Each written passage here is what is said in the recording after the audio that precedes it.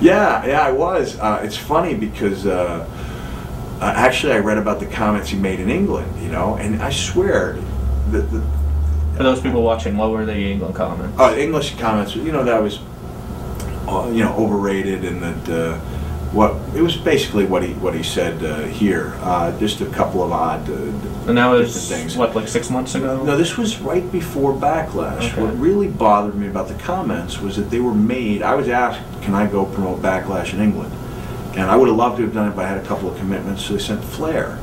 Now, if his job, as I see it, is to promote the pay-per-view that I was a major part of, I'll go out on a limb and I'll say that I consider me and Randy to be the main event. If Hunter and Sean and Chris think they were the main event, that's fine. But it was certainly a co-main event, promoted that way.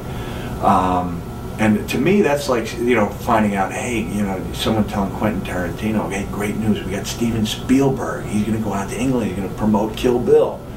And then while Spielberg is out there, he talks about what a piece of crap Tarantino is and how bad the acting is, but hey, go see the movie anyway.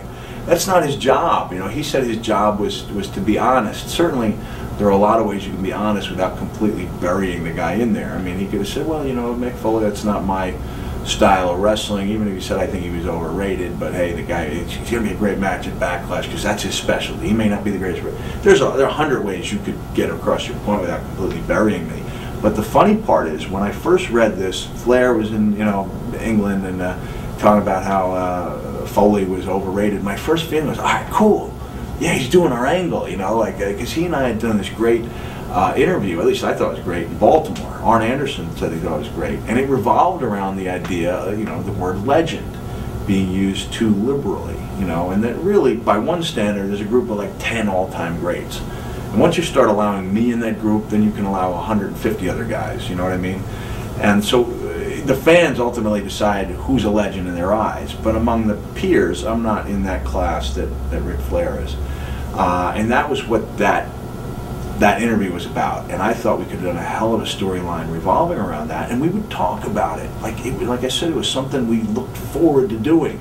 So my first reaction was, all right, he's doing the storyline, and then it was, where would he been if he hadn't fallen on tax? And it kept getting worse and worse, and literally I was thinking, all right, that's enough. You got your point across. You're probably overdoing it now. And even when I called Johnny Ace, the report they called it a complaint. Yes, I was complaining, but I also wanted to find out if he was working an angle, because there are guys who work angles without informing the guy they're working with that they're working. And so really, when Ace he left a message, and I thought it was going to be, hey, Rick wants you to know you have to respect, and he just wants to do the angle. And Johnny instead was like, yeah, Rick. He said he was telling the truth. He doesn't think you're very good. He said you were an attraction who drew money, but as a wrestler, he didn't think very much of you. He actually said a lot worse than that about me. And then so I had some clue about the book, and it was Ann Russo Gordon, who works in talent relations, called me up and said, Rick made some comments in the book. We want to fax it to you and see if you can return comments for the Raw magazine. And I said, I'm not really sure. If I hadn't been aware of the English comments, I would have said, yeah, sure, fax it. And then I probably would have been mad, and I would have written some stuff, and it would have helped out their angle.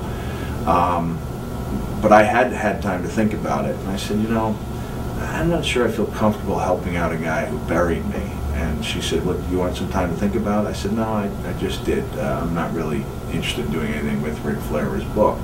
I was at Walter Reed Medical Center when I got that call. So I was in visiting a soldier who had broken his back in Iraq when Shane called.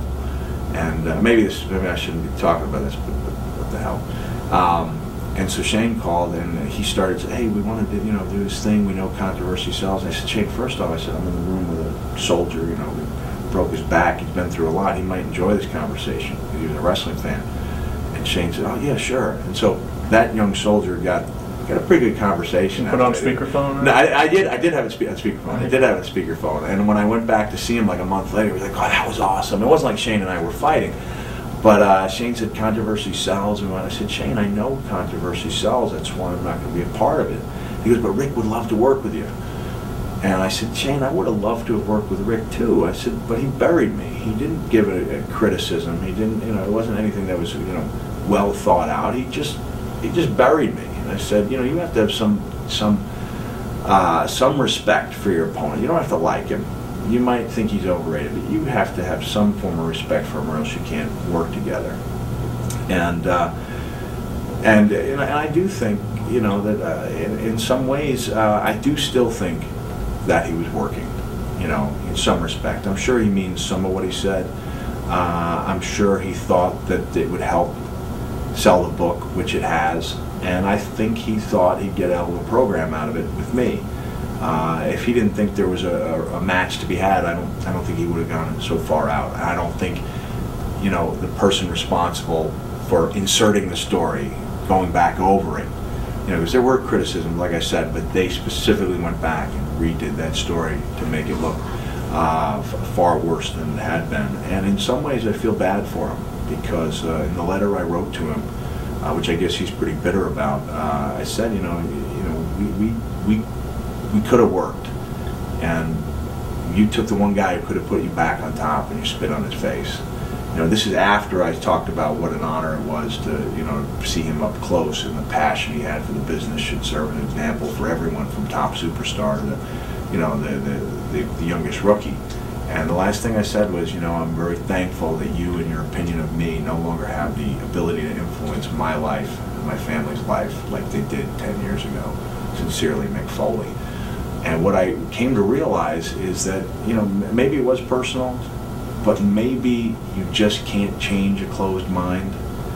And if Ric Flair was not capable of standing in the ring with me in front of 15,000 cheering fans, if he was not capable of seeing what our storyline was generating and what it was doing for him, he was not able to see that this angle put him in an avenue where he could perform up to his fullest potential, which he definitely did at WrestleMania, then what am I going to do? What am I going to write?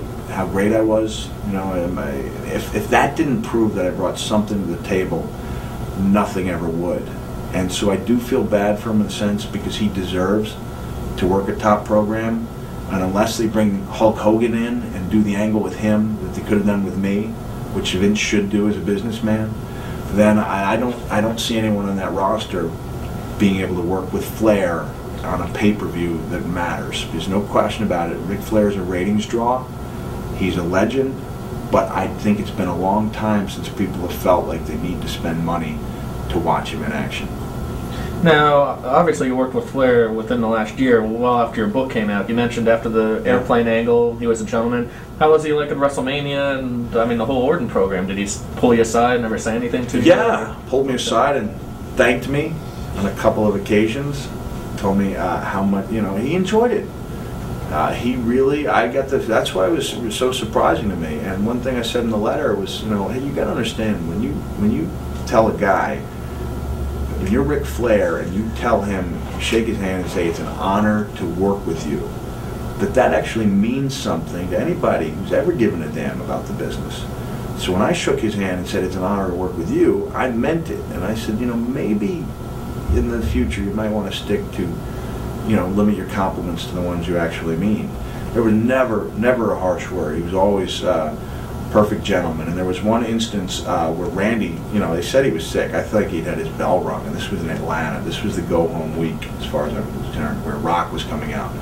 I was afraid he was going to drop the ball, just because, he looked a little dazed. So I pulled Rick aside. I was like, Rick, this is a big moment, Can you kind of figure out, can you be there, pick up the pieces, in case Randy's not able to? And Randy did pull it off well, but I remember being back there, and the feeling I had is, here's Ric Flair, and I think I know when someone's treating me with respect, when someone looks at you, with respect. He didn't treat me like I was a piece of garbage at all. He may think that to some degree, but I also think there is this feeling of resentment that the real legends get.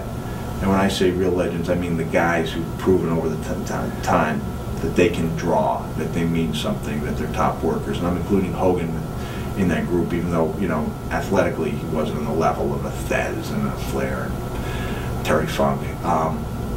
And I think the fact that some fans, and I think it's a lot of fans, because we don't in wrestling, we don't celebrate our history. We're trying to, but by and large, we ask that history be forgotten, so we can reinterpret it or invent it as we go along.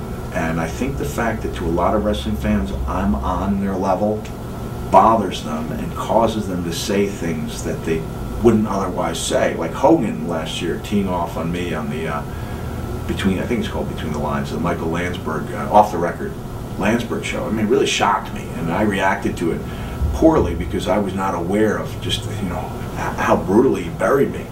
And Hogan is a guy I only met a handful of times, and I'd always gotten along with, and had heard he was always complimentary towards me. And I'm trying to put myself in his shoes, and I'm thinking, you know what, he's got a book out that was underperforming. It came out at the wrong time. If it had come out around WrestleMania when he was hot, no question it would have shot up the charts. As it was the wrong time for a Hogan book, and I'm sure that people were drawing comparisons between me and him and wondering why my book hit #1 and why his was languishing. And I think that for him to realistically look at it and be like, like it's just Mick Foley, how much more can I hear? And it reminds me, the reason I say it, because I remember the way I used to feel when Goldberg was really over and things hadn't quite taken off for me. And people would talk about Goldberg as being a legend, and I'm a pretty logical guy, and clear-minded. And I'd hear his name, and I'd be like, Goldberg, he's no legend, I'd like tee off on Goldberg. And even, the story I wrote in Foley is Good about the little kid at the theme park, who was a big Goldberg fan. His dad said, hey, show him your Goldberg imitation. And I turned around, I leaned all forward. I think he's going to, do some kind of Goldbergism. And instead the kid punched me in the nose. And they were like, good boy, Joey. And I was like, God, I hate Goldberg. I didn't hate Goldberg. When I got to know him, I liked him and got along very well with him. But if you had asked me back in '98 if we were doing this interview, I would have been like, that bastard, he's no legend. And it would have made me sound like a jerk. So I'm giving Flair and Hogan the benefit of the doubt. And there's still part of me that thinks, I'm going to get a phone call from Ric Flair and he's going to tell me he was working. But I'm going to do two things when I finally meet him. I've got my copy of To Be the Man there. I'm going to walk up and I'm going to ask him to sign it.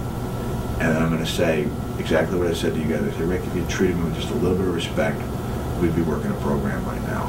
And I think when it's all said and done, whereas I look at that book on my shelf and I'm so proud of it because it summed up my career in 700 pages or whatever it was, that I think part of him will regret teeing off on me, because maybe that book brought him a sense of closure, maybe he's going to do another one, but I honestly feel like if we were working a program that I would have gotten into the type of shape required to have a classic Ric Flair match.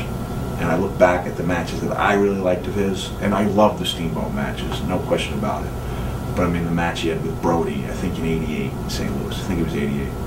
The match he had with Terry Funk in '89, New York Knockouts, and the match he had with Vader in '93, where guys were able to take Ric Flair and not take him to a new level, but take him to a different level and bring out the best in him, because he would, forego the routine and he would adapt to what other people did. No question, as a great worker, he was capable of adapting to different styles. And I think he and I would have done great promos, and I think we would have had a great match. But even if that match were to come off now, and I'm not saying it won't, I will say in order for it to come out, it's going to be considered pretty expensive even for a billionaire to make that happen, and I'm not sure my heart would be in it at the same time. There'd be a conflict of interest, because I'll be damned if I'm going to do a Ric Flair match, you know what I mean? And I don't think he's going to want to do a Cactus Jack match. So what you might have on your hands is a match that, as Jim Cornette might state, sucks a dick.